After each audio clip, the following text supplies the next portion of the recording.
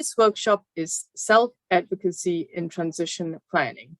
I'm excited to introduce to you Tara Howe, HireAbility Vermont Transition Program Manager, Dr. Sefakor, Komabu-Pomeyie, Independent Living Coordinator at the Vermont Center for Independent Living, and Martha Frank, VFN, Family Support Consultant for Education.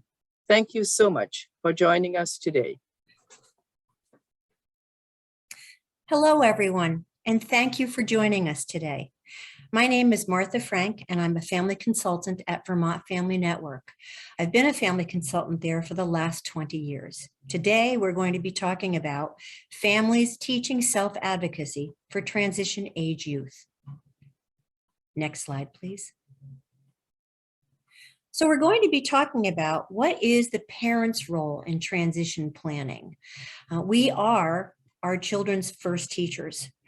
The role is really about teaching skills, encouraging independence, and including our student in the goal setting and decisions for the future, and supporting our child's decision making. Next slide, please. And what's the student's role in transition planning? It's really important that our students understand their disability and the importance of being able to talk about their disability to someone else, understanding disclosure, when we should talk about our disability and when we should not, and how to use their voice.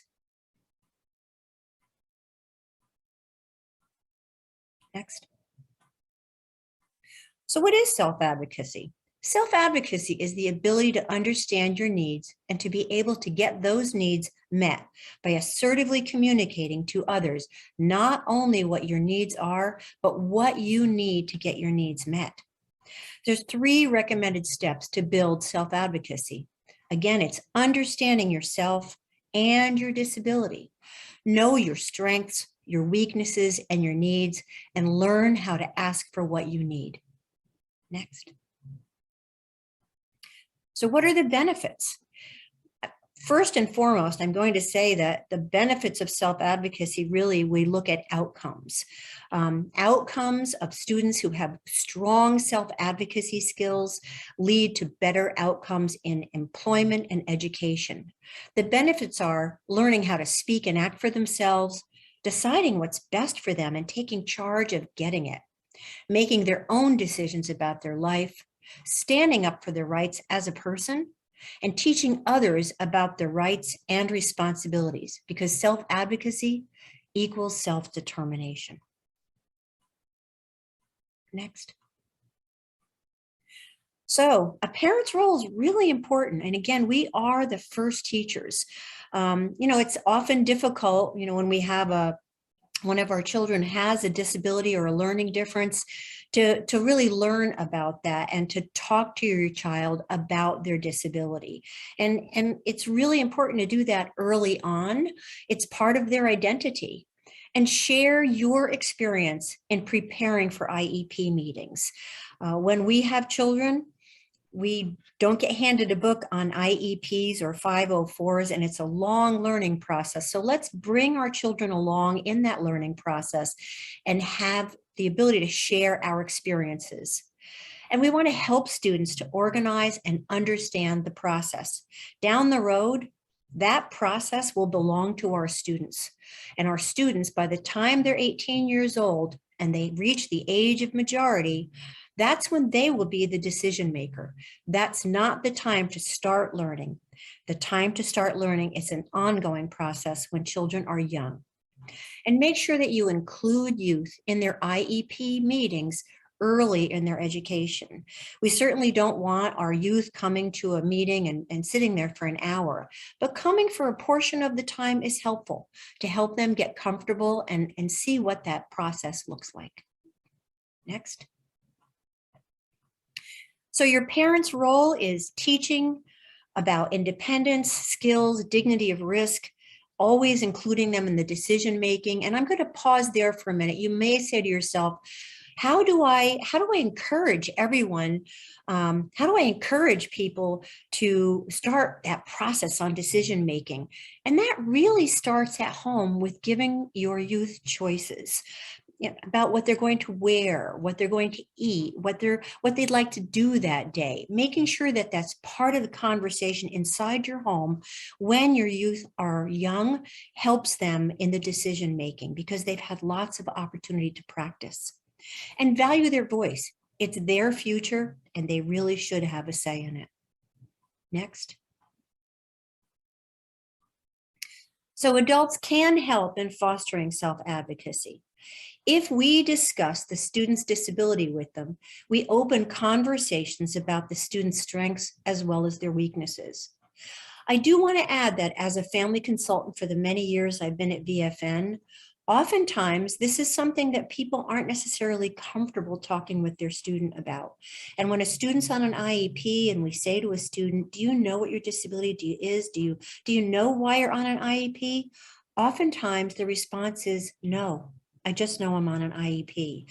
So again, having those open conversations at home about strengths and weaknesses really is helpful in their ability to communicate to other people. If the adults handle the student's problems for them, the student doesn't need to accept responsibility or take ownership. So if we don't make the majority of decisions for them, the student's allowed to think critically and take some risks. Next. So now we're going to talk about navigating special education and student participation in IEP meetings. Next. So your IEP meeting, it's a great place to practice self-advocacy skills. And I would like to just, before we get into this, I just want to add that Vermont Family Network has quite a few resources for families and for students on this topic. So please feel free to get in touch with us after this presentation to discuss this further. Self-advocacy is a key step in becoming an adult. It means that you're looking out for yourself, you're telling others what you need, and knowing how to take responsibility. No one is born knowing these skills. These are skills that need to be taught. And it's a good place, again, to pause and think about that IEP. Self-advocacy can be a fantastic goal in your child's IEP. And there can be activities built into your IEP to help that student practice. So again, self-advocacy skills, that they don't happen overnight, they have to be taught. And right down to even trying to discuss with somebody what their disability is, that can be built into the IEP, where your student can be working with a case manager or another trusted individual on their team to really have their disability explained in terms that help them explain it to somebody else, and practicing.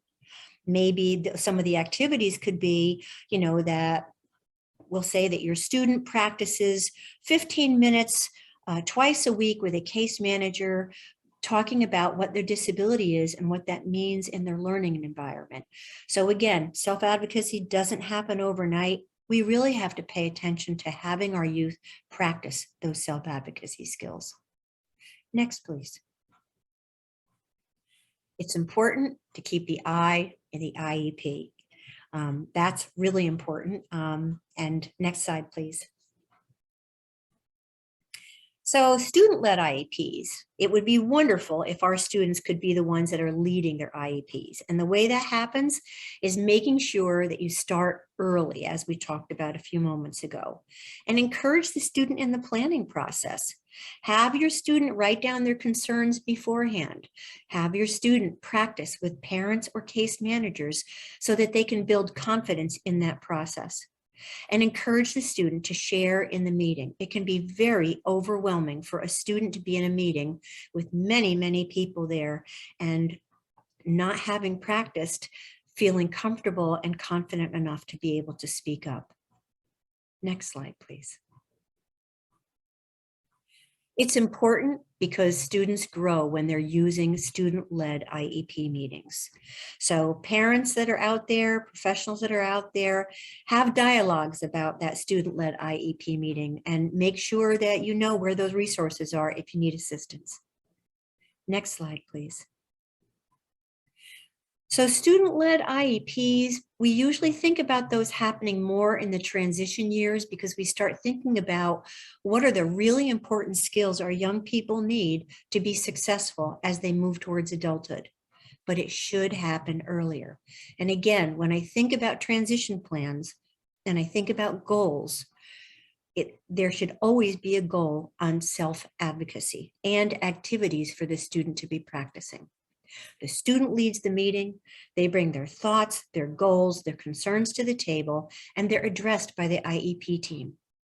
The student identifies goals and objectives with the assistance from the professionals and the people the student invites, and the student can invite anyone to the IEP meeting. Next slide, please. So parents, can your youth describe their disability? Do they know what their disability is? One of the situations I'd like to discuss is lots of times, if you have a student who perhaps qualifies for, let's say, emotional disturbance, do they have a mental health concern? Do they know what that is? Do they know what the name of that is?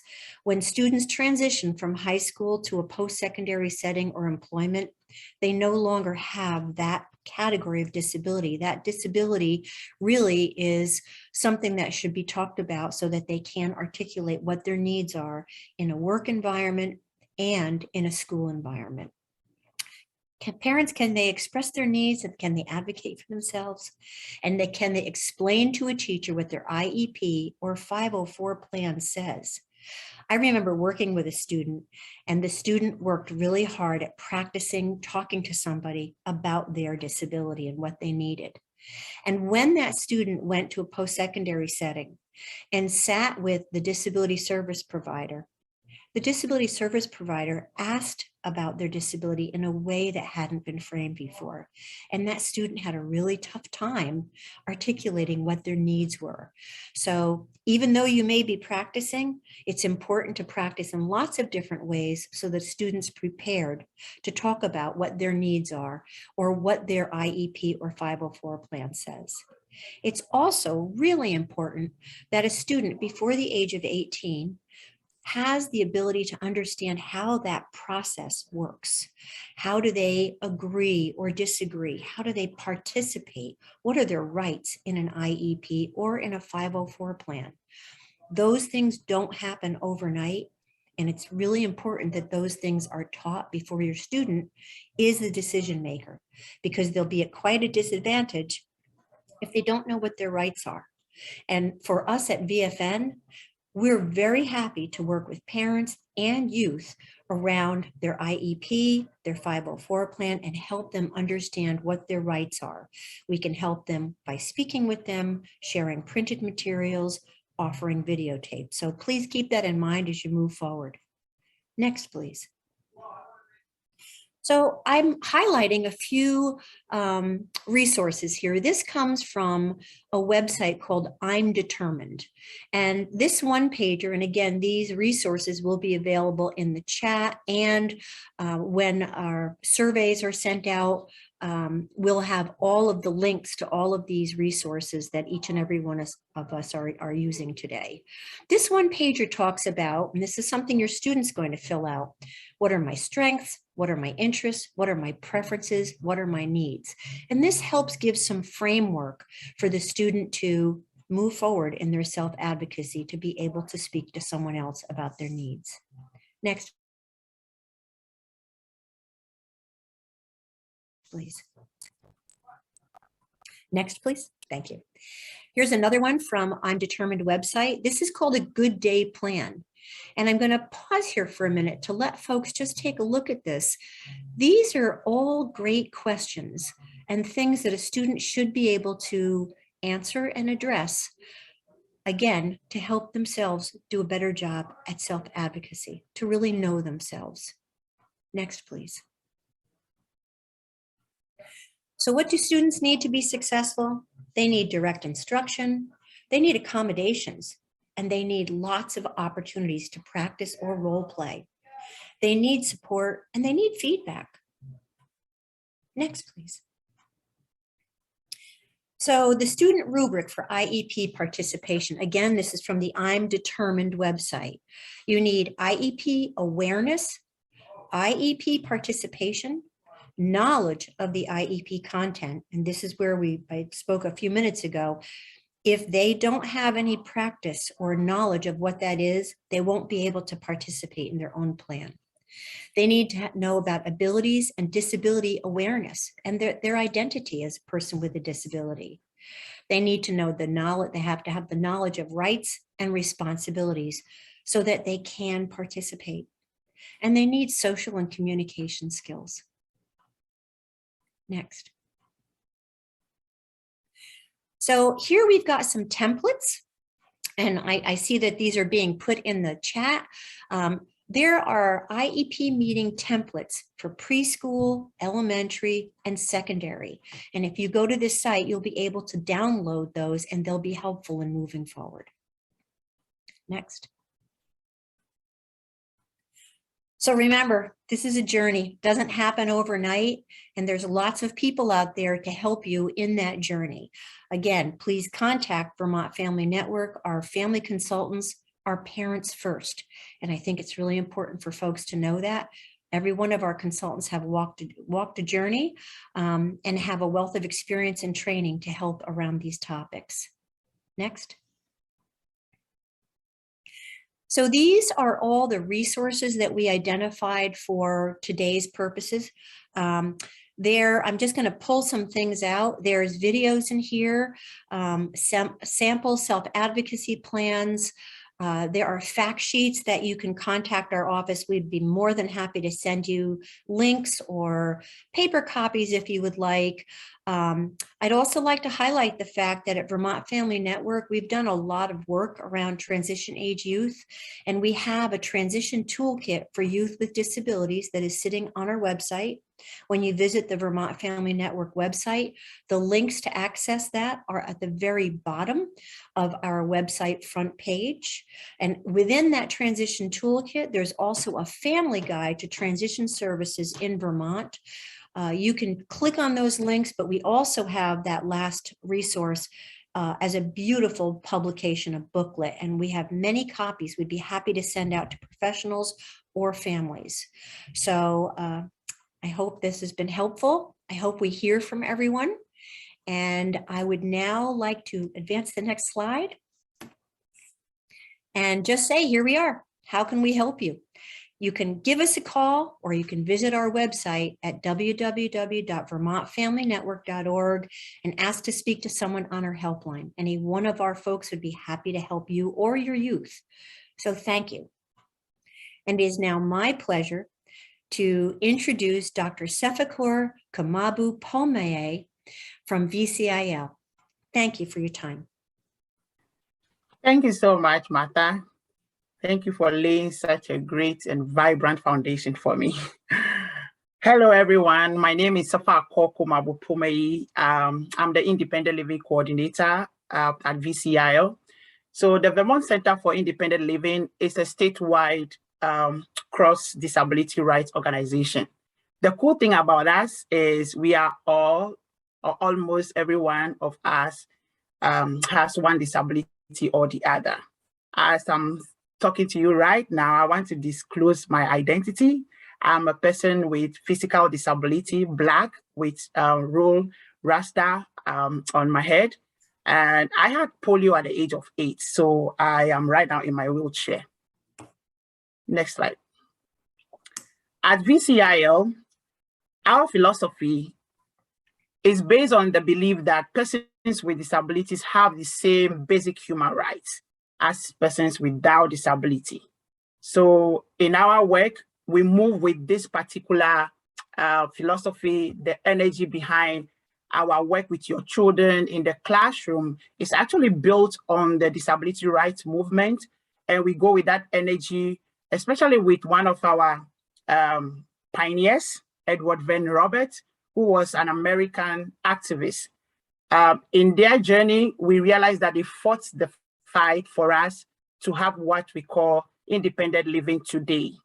So in general, when people of CILs or Center for Independent Living are talking about self-advocacy, this is the brain behind our work of making sure that as we walk your child through the classroom, basically all the things that Martha talked about, we want to make sure that we work with your child to get that independent life at the end of the day. Next slide. What do we focus on? As I said, we focus on the child, the consumer. Our belief or our philosophy emphasizes on the consumer because we believe that people with disabilities are the best experts of their own needs.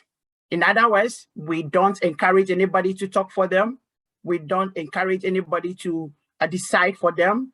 They are the very best people who know the values or the perspectives that they have to contribute to equal opportunity to decide to live or to work or to take part in any community activity. Next slide. We actually use the model of what we call social model. Why do we use the social model? Because we see that our children revolves around so many experts around them. We have the parents, we have the professionals, we have the community, we have the people who are working with them through diverse ways. So with that background, we actually make sure that we focus our self-advocacy on them to know that, yes, you have all these support systems around you, but you are in control. With that perspective at the back of their minds, they can be able to be self-advocates even at home. When mom or dad says, I know you have this disability, but you can't do this, that is the point at which they can be able to talk for themselves. So our model is basically focusing on the specific advocacy for the independence of the child that we work with. How do we do the, oh, next slide, please. How do we do this? We have various tools that we work with. In doing our work with any student on IEP, we measure the type of IEP you have, the background that you have. So our tools, we use the ADA. Where are we coming from? The policies that are giving us that power, the disability rights movement achievement, culturally responsive frameworks, disability identity frameworks. Basically, all these are the tools that we use to work with your child, depending upon where the child is coming from, what type of disability the child has, and then how that child can gain his or their goals at the end of the day. Next slide, please. When we talk about the tools, for instance, as I said, the ADA gives us the main tool. What does the ADA say about disability? This is a practical thing that we do with your child in the classroom, because as you could hear, Martha said some of them, when you ask them, do you have dyslexia? Yes, I have dyslexia. But when you mention the word disability, they say they don't have it. And that is the point at which we come in. That is the time that we tell your child that you have a disability, because at times, some of them have the meaning of what they have differently. Some of them have different names for it because either parents don't want to hurt their children, or either professionals don't want to create any different idea in their minds, because the word disability is what to them is negative. Either the word disability is so much a cursed word, right? So we come from this angle to empower your child, to let them know that disability is a very positive thing. There is nothing wrong with that. And that is the time that they will look at me when I tell them, you have a disability. And they will tell me, no, my mom says I have dyslexia, but I am differently able. This is where we empower your child with the Disability Act. The American Disability Act tells us that anything, and has listed a lot of things that we can find ourselves within. The moment you have epilepsy, you have Down syndrome, you have whatever name you have, whether visible or invisible, the word is disability. So we come from this perspective. How does it define it? Yes, because they define it based on the policy. And why is it important for your child to know? It is important for your child to know because this gives your child an identity. And that actually leads us to the next slide. The next slide talks about disability identity. What we do at VCIL, we call a spade, not a big spoon. We don't give any name to disability. We mention the word disability as it is. We make sure that the child owns that disability and make sure that develops their self-identity. I work with your child gradually building the self-esteem, self-confidence level, disability goals, disability rights, everything that entails disability for that child to come out from the denial stage to the self-acceptance stage is what I do with them. They are built with self-advocacy skills and strategies to own themselves. For instance, when people see me, as I said, they see Sefakor, a Black woman with disability. And at times, even some people add what poor to it because every Black is poor. That is the perception. At this point, when we own our identities, we can be able to shake the ground. We describe ourselves who we are.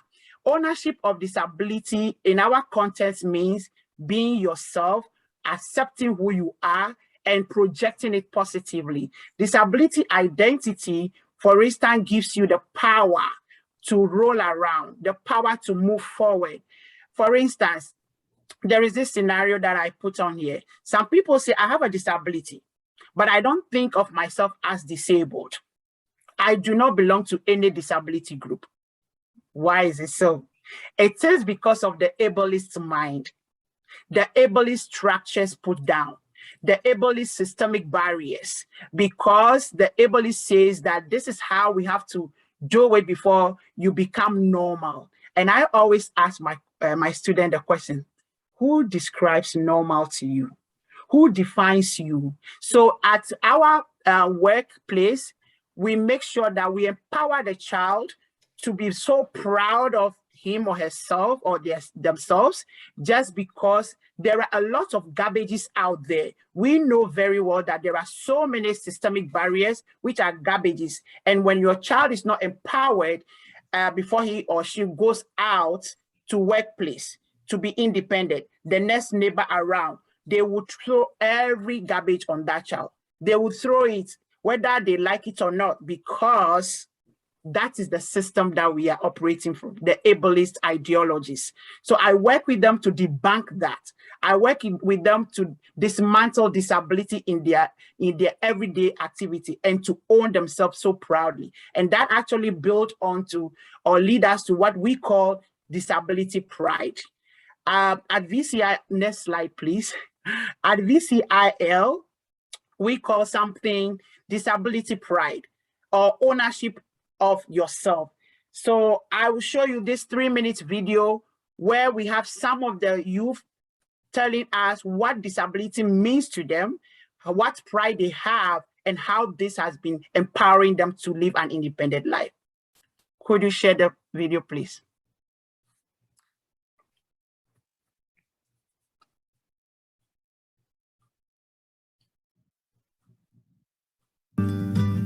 What is disability pride? Hey, I'm Amy from the Youth Disability Advocacy Service. Disability pride can mean different things to different people. It can be about embracing your disability, not hiding things about who you are, and it is celebrating the good things about your disability. Nathan, a young, profoundly deaf, hearing impaired adult. Disability pride means a lot to me because it's a community that I feel included with and knowing that I'm not alone. Mary, a young adult sitting with Amelia and Savannah.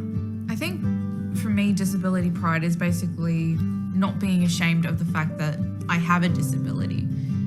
River, a teenager. It's kind of fun having Asperger's. When I was diagnosed, I was sort of like, so this is why I'm different. She puts her fingers to her temples, then releases them. I'm just different from other people and I see the world in a different way. Veronica, a young adult, sitting with Summer, a teenager. I'm happy to be blind because if I was sighted, I wouldn't have had all these experiences that make me who I am today. Edie, a teenager. The best thing about having a disability is kind of the wisdom that comes from it. Savannah, a teenager. I have like a view of the world that's like really different. We all had this different perspective. Zoe, a young adult wheelchair user, talking with Laura, a young adult. Disability pride is not something that's necessarily easy to attain for every single person. It's a journey. And some days you have a stop where it's like, I'm not proud of my disability today, but tomorrow I feel great about having a disability.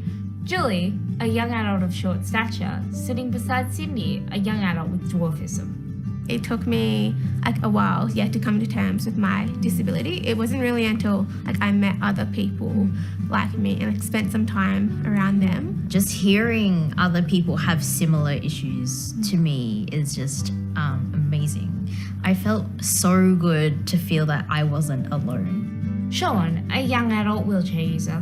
When you get a win, when you work it out, you get through it, that's a big achievement. All you did was climb 3 steps in physio, but that's a huge thing for you. It doesn't have to be a huge win like finishing your degree or getting a promotion at your job. It's the little things that you've worked so hard to get to. You need to be proud of them. River.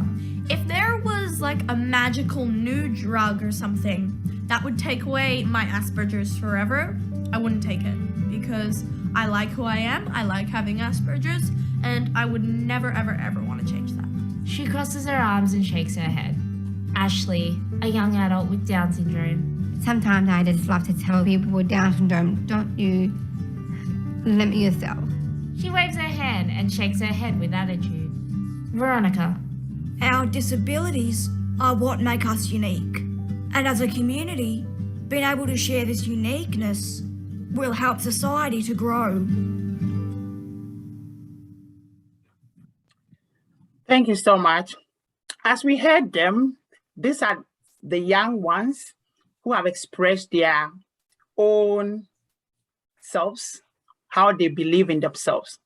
It's very interesting. When I work across the states and I find these energetic young ones to own themselves to that extent, and at a point, it's very contradictory to know that there are some people who are their blockade or their hindrance, in other words, barriers. And that could be a parent, that could be a teacher, that could be a community leader or whatever, because a typical scenario I can share with you is as much as they own themselves from the classroom, because I meet them in the classroom, when they get home, it is so much empowering for them. And at times, those that I meet on one-on-one basis, basically those who have been homeschooled, they like it, they enjoy it, they know themselves, they are out from the shadows, and they want to expose themselves to the public, but there are so many barriers around because some of them, either their parents will say, I don't think you belong to that group, or I don't think it is time for you to expose yourself in case of joining a panel discussion to talk about yourself, to talk about your disability, to talk about your identity. Sometimes it's so hard. I know very well, as we heard from this video, at times it's just somebody belonging to that community. At times it's just a very little thing. It's not about a big thing that a person will do, but the fact that a person is able to own himself and know that, as Martha said, they get to the higher education and they don't have the same cuddling of the word again. So that is why at VCIL, we don't say differently able, disability, or, I mean, we have so many different dictions. We don't use any of them. For us, we call a spade and not a big spoon. And why is it difficult to talk about one's disability? It is difficult because the ability structures are there. We are looking at something to tell us that we are normal, to tell us that we are positive before we can move forward. How do we empower our youth with disability? By talking with them, by empowering them with them in the house, in the school system, in the community, and giving them the chance to explore. We make sure that they are able to do what they want to do. And that is what I do with them. What kind of support can one get by talking about their disability? It's spreads out from reasonable accommodation to independent living skills and strategies that they will develop themselves. And whatever goal that they have set for themselves, they will achieve it. What will make it easier for one to talk about their disability? It is on this ground that we will all talk about it openly and give the chance to everybody to make sure that we accept the person as the person in introducing himself, herself, themselves to us. We have to give them that opportunity to live with us in the community. Next slide, please. Finally, I would like to show you this video, who is also coming from one of our activists, Judy Humer. It's just a minute video.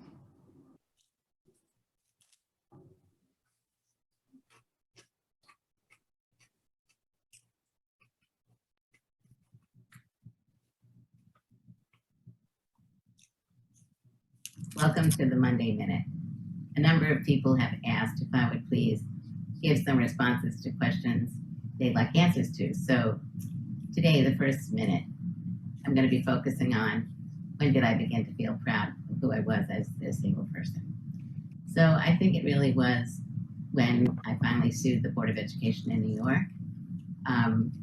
because I had been denied a teaching job, and it took me a lot of ruminating, really thinking about, did I want to expose myself?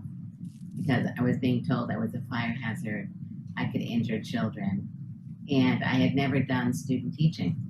So I thought, if I really fight for this and I win, what if I don't do a good job? When I finally decided that I really wanted to fight against discrimination, and when I was able to really work with great people from the disability community and lawyers, and when I finally got my job, I really felt proud, not just of myself, but proud of my friends, all of us who had disabilities and allies. And I encourage those of you who have moments in your life where you're facing discrimination and you're deciding whether to move forward, fight back, go for it. Thank you very much. As you heard from Judy, we called her our living legend because Judy, as we fight disability rights across America, ADA, you can never mention ADA without Judy Humer. The final slide that I have, it's about these questions that you might be thinking about. Why do we do what we do? These are the implications. Why do we need to own our identity? Because I always say disability identity is just 1% of us. The 99% of your child is rest to be developed. Let that child own that 1% and move forward to develop the rest. Why do we need to project disability positively? There is nothing wrong with us. Again, there is nothing wrong with disability. There is nothing negative. We are all the same people with the same human rights that everybody's endowed with. And finally, why do we do self-advocacy? That leads us to do systems advocacy as well. If you know yourself and you can talk for yourself, you can be able to talk on behalf of other people. That is systems advocacy, to change policies, to make differences, and to make the change that you want from everywhere that you find yourself as a person with disability. Thank you so much. I will now introduce the next speaker, Tara. These are the resources that will be put in the chat for you. You can look for the rest on our website, www.vcil.org. If you want to get back to me, Sefakor@vcil.org. Thank you. Tara, take it over. Thank you so much, Sefakor and Martha and Karen. Let me just start by saying how much I appreciate working with both Vermont Family Network and Vermont Center for Independent Living, that this work, our support of your child, and for the professionals on the call as well, in order for us to do this most effectively and really ensure that youth and young adults have every opportunity, is through interagency collaboration, through us all working together. It's that teamwork that really allows every opportunity, because we all have a set of knowledge and skills and resources, and we're really all on the same page around that. So moving on to the next slide. I wanted just to reinforce that we're all having that same goal. We want to see your child be successful.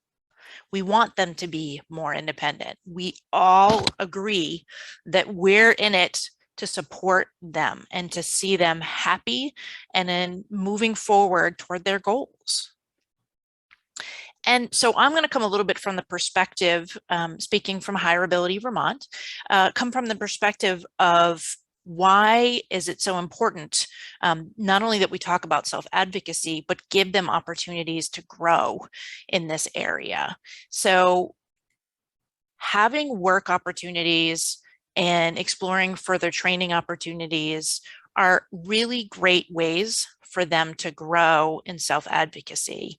They're speaking for themselves in that work environment, in that post-secondary experience, in that training, whatever it might be. And so it's great for them to have those opportunities to really explore and learn how to speak for themselves, how to ask for what they need, and how to do it in a way that people can hear and to ensure that they get what they need. So I just wanted to reference for a second the Guidepost for Success from the National Collaborative on Workforce and Disability.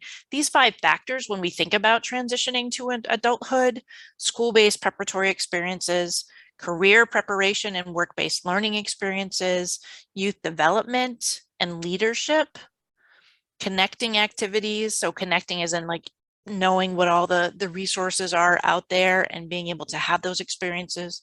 And of course, family involvement and supports, that we understand transition is not just for your child, for the youth and young adult, it's a whole family system experience. And we really want to respect that and really help support you as well in this process. We also always think about long-term planning. Every experience that they have helps them move forward. And we respect that it's not necessarily they go from high school to a full-time job or high school to college or high school to whatever it might be, but that every individual has unique experiences and knowledge and goals. And so how do we support them in that? So being able to help them explore, and again, this is the part that we really want to collaborate with you around. How do we get them out there so they know what the possibilities are?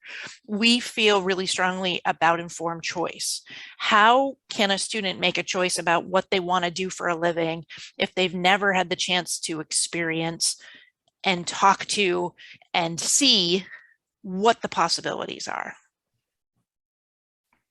I think also quality of life. So that sense of purpose and meaning, I think we can all speak to, and I know for my work, and I'm sure for Sefakor and Martha and Karen as well, we do this work because we see the impact that it makes for all of you and for the youth that we serve.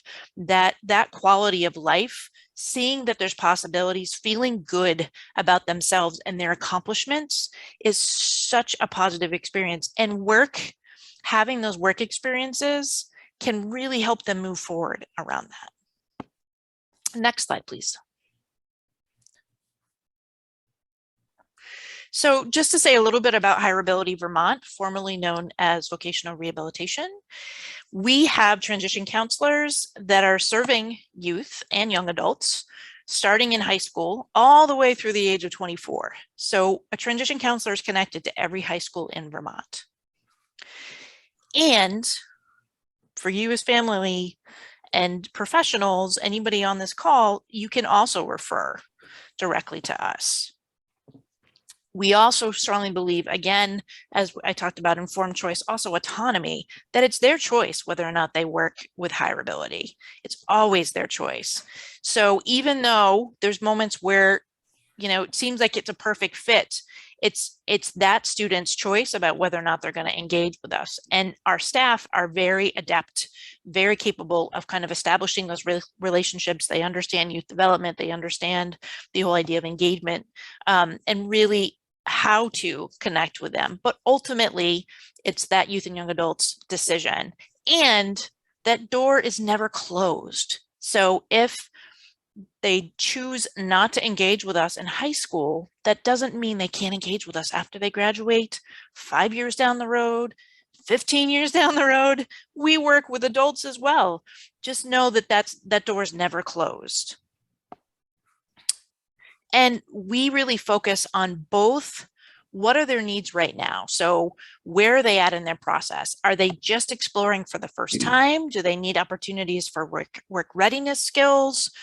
What are the pieces that they need to focus on in the now? Sometimes it's, I really need a job, and that's okay too. We absolutely can support them.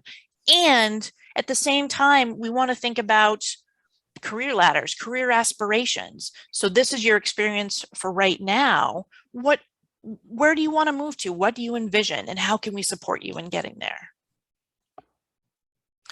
And so, as I was saying, the connections that we make are often directly in the high school. We work with special educators, school staff, anybody who is connecting to those students. That's how we know that they exist and that they might need our supports. And we can provide career exploration, work readiness, work experiences. We do some self-advocacy as well, though I have to say Sefakor does it so well. We work in collaboration and support the work that Sefakor does. And also around post-secondary education and thinking about that. And again, I know that there's counselors in the schools who do a great job. We are another layer. We are another resource. And we're here after high school. Next slide, please.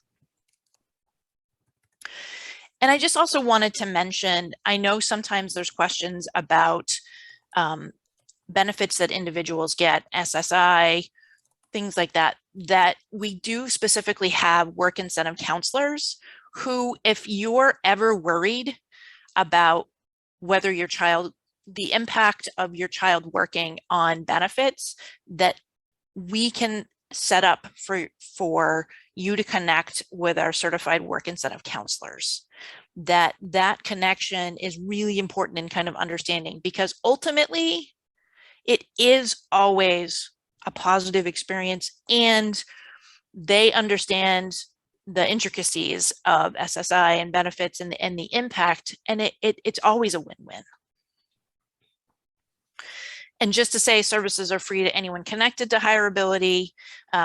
Again, family members so encouraged to ask questions and be part of the planning process. We know that benefits are complex, and so work incentive counselors know this work in and out and can help support. And there's some information on our website if you want to know more about that. Next slide, please. So I just wanted to really highlight again our partnership, that we work very much with Vermont Center for Independent Living, that Sefakor facilitates some self-advocacy training in the schools, and she and I co-lead the Youth Advocacy Council, and Martha also sits on that. Again, that's an interagency collaboration. We have a representative from Agency of Education, Developmental Services, Department of Labor, Division for the Blind and Visually Impaired, Vermont Federation of for Children with Mental Health, Vermont After School. It's a strong collaboration because, again, we believe that in order for us to provide the most effective services, we need to be talking to each other and working together to make the transition process, which can be really complicated. Many aspects of it are really complex, that we make these resources and opportunities the least complicated as possible, as smooth a transition as we can possibly support. Next slide, please.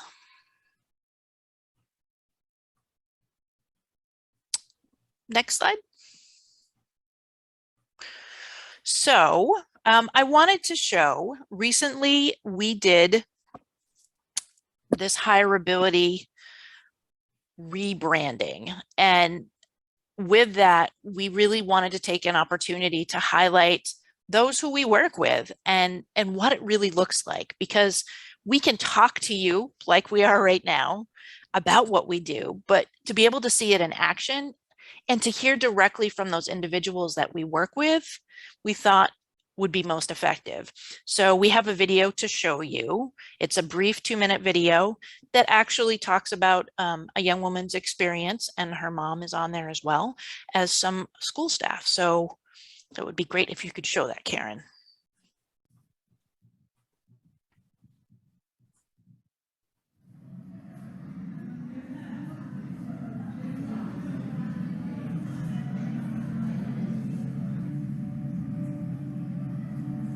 Shauna was one of these little quiet, mice that I got as an incoming 9th grader. Shauna's biggest barrier in disability was her anxiety. So very worried about attempting new things, trying new things, even meeting new people. Given that she had anxiety, she qualified for the HireAbility program, which at that time we didn't know a lot about what it offered. HireAbility provides opportunities that a lot of students don't have just in school. It builds connections with the schools that we work with, collaboration, and provides that next level of support, addressing them and connecting them to communities for work. I got referred to HireAbility through Amy Pickering, my guidance counselor. When I first met Lauren, she was in the library here at my school. We sat down and figured out a plan. We wrote down all of my goals and ambitions and broke them down into little small goals, what could be achievable. It's all individualized, so their goals, their plan, it's for them. They're in the driver's seat. Shauna working with HireAbility has shown us a tremendous amount of growth. She's become the person that she wanted to be. I think HireAbility has helped her build her confidence. I think that they have helped to identify some roles that she might be interested in after high school, for sure.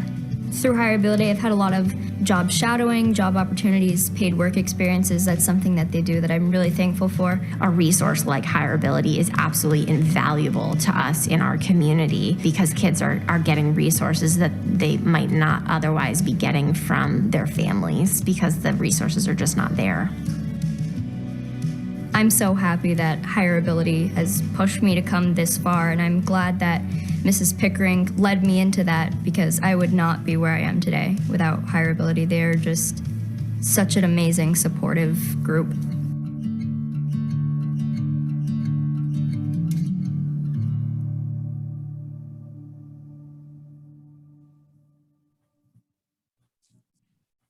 Thank you, Karen. And with that, we're just going to show you really quickly our new website, which has so much information and resources. There's actually a youth 30-second video as a great way to introduce what we do in a very youth-friendly perspective. So Karen's going to bring that up for us. So this is our new website, and we're really excited about this. And again, just to say, we rebranded because we felt like, first of all, vocational rehabilitation can be very off-putting for people. And we wanted to ensure that it represented the work that we do day to day. And that's what we're all about, is really understanding people's strengths, supporting them in exploring what the possibilities are. And we felt like HireAbility really did that well.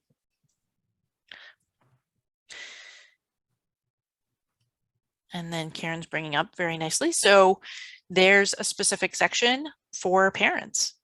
So if you're curious about, Karen, can you scroll down just a little bit? If you want to hear a little bit more about those aspects and how to connect your child, there it is. There's also information directly for employers. There's information directly for youth, adults as well. I just want to also put out there, we work with adults, we work with individuals. I think we've worked with individuals up into their 80s. So no, this is a conversation about transition, and we work with everyone who has a disability. So with that, Karen, if you could stop sharing. That is the end of my presentation. If you're curious to hear about any aspect of that, my email address, I believe, was just put in the chat, tara.howe@vermont.gov. And also the website, we'll put that in the chat as well. I wanted to stop talking because there's only 3 minutes left and you might have some questions. Well, thank you. Well, Tara is right. We have about 3 minutes left. So please feel free. You can unmute yourself and ask a question. I will put a question out that was asked prior to the workshop. And the question was, how can my child get help with multiple job transitions? So it's a great question. I would say the first step, because we really believe in individualized support, that not everybody has the same path and experience and goals. So connecting directly with the district office would be the first step. Depending on your child's age. The other option is through the school. There's more information directly on the website on who to connect with and how. And again, if you're having any challenges, you can always reach out to me and we can have a conversation and I can direct you where's best. Okay, I do have a question on what paperwork should a young person take with them regarding their disability when they are out of high school, to a college or to a job. What should they bring with them regarding their disability? That's a great question. So I think having all the documentation, and Martha, looks like Martha wants to jump into, so please do. Having all the documentation that you had from the school, but the IEP does not follow you to a work site, to post-secondary experiences. They'll write a 504 specific to the environment when you go on, but you do still need that documentation. So having that information, my understanding is that the schools do what's called a summary of performance that is supposed to have the information that you need, whether it be for post-secondary experience or employment. And then there's that whole conversation about whether or not to disclose and what to disclose when we're talking about work. And I would say, rather than going down that rabbit hole, that again, it's an important conversation to have. Again, HireAbility is a great place to go to talk about those type of questions, because it's a pretty complex thing and every individual is unique in terms of what they think, what they want to do. Martha, please jump in. Sure. You covered some of the things I was going to talk about. Thank you. I do want to just say that if your school decides they want to provide you with a 504, it's really important that folks don't think that's going to follow them. It has information in it, but 504 is determined by the next institution or workplace that you go to. So if you're in a college setting, you could be on a 504 at UVM, go to UCLA, and they may not consider you 504 eligible. It's up to the next institution. And lastly, I do want to say, as far as what information you bring forward, I would really want to look at my IEP to see if there was information in there that was helpful for the next setting or not helpful. I know for some students with category disability of emotional disturbance, oftentimes those IEPs are written totally about a behavior plan, which I don't think is appropriate to show or bring forward to the next setting. But thank you. Okay, so again, we are pretty much at time, but we have put the contact information out from all our great presenters, so anyone should feel free to get in contact with them if they have more questions. So thank you all for this great workshop. You will see a link to the evaluation in the chat. Please take a few minutes to complete it so we can make improvements and fulfill our grant requirements. We have many more interesting workshops coming up, and you can find details about those on the homepage of our website, along with the links to the previously recorded ones. We have tons of information on our website. Getting connected with us is easy. You can follow us on Facebook or join our closed Facebook page if you are a parent. You can also sign up for monthly e-news or check out our YouTube channel. We are here to help, so please contact us by phone or email. Thank you again, everyone, and have a great day. Thank you.